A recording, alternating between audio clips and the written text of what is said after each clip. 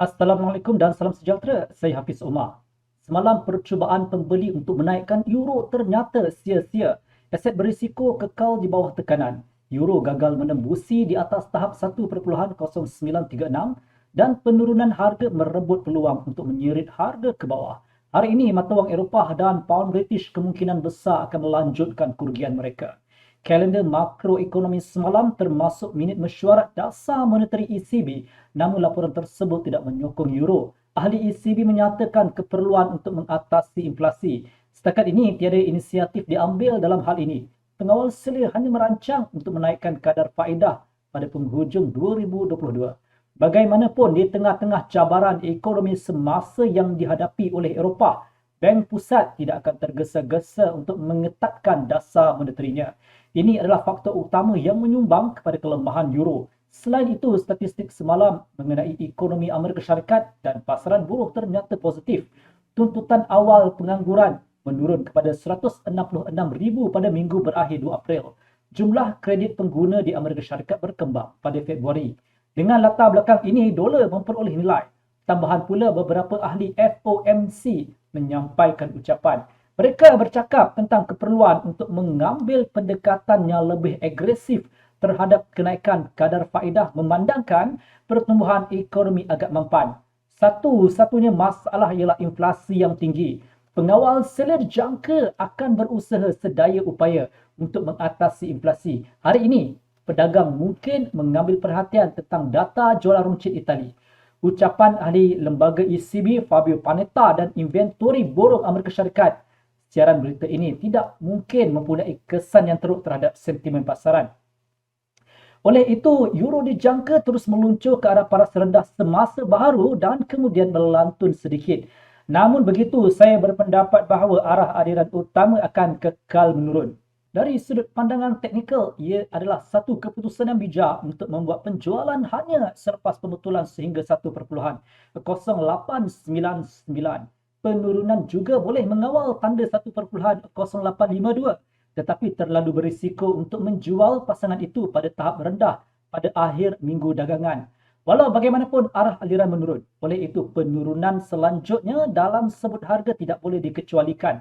Jika harga tetap di bawah 1.0852 dan mengujinya dari bawah ke atas, ini akan menambah tekanan kepada aset berisiko. Dalam kes ini, euro akan turun sehingga 1.0810 dan 1.0772.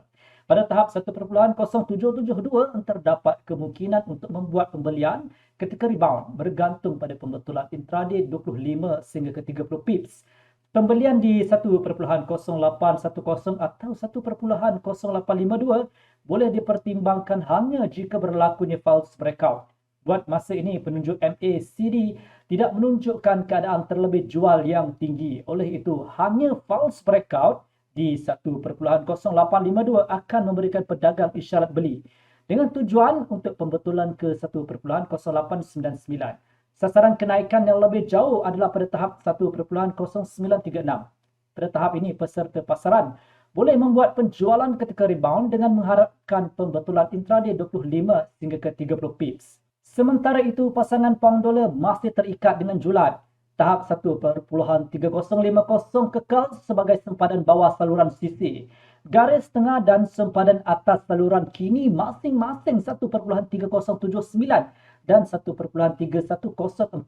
Oleh itu, saya fikir kita perlu memberi tumpuan kepada tanda ini hari ini. False breakout di 1.3079 akan mencipta isyarat jual. Jika harga menembusi dan menetap di bawah 1.3052, pound sterling akan melanjutkan kerugian menuju ke 1.3027 dan 1.3000. Pada tahap pusingan 1.3000, ada kemungkinan untuk pembelian di rebound bergantung pada pembetulan intraday 25 hingga ke 30 pips. Walau bagaimanapun, jika pasangan mata wang itu gagal untuk mendapatkan momentum penurunan yang kuat dalam masa 2 hingga ke 3 jam selepas penembusan 1.3052, kenaikan harga akan menguasai semula tanda ini. Jadi sila berhati-hati agar tidak jatuh ke dalam perangkap. Sekiranya berlaku false breakout di 1.3052, isyarat beli yang kuat akan muncul. Dalam kes ini, pembeli akan berusaha untuk mengembalikan harga kepada 1.3079 dan kemudian 1.3104. Pada tahap 1.3104, penjualan boleh dipertimbangkan hanya ketika pulse breakout. Penurunan pada lantunan akan berlaku pada 1.3133 dengan tujuan untuk membuat pembetulan intraday 25 sehingga ke 30 pips. Sekian video analisis dari saya Hafiz Omar. Semoga berjaya dan selamat berhujung minggu.